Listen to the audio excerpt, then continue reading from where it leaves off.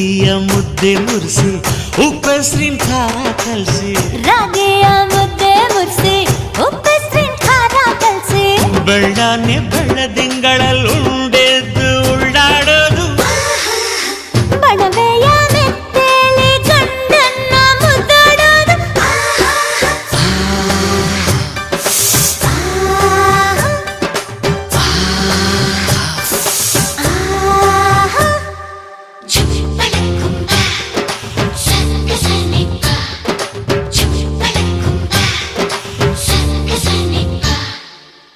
ಪಿಂಡಿಯ ಬೆಲ್ಲ ಕುಟ್ಟಿ ಹೆಂಚಗಲ ಒಬ್ಬ ತಟ್ಟಿ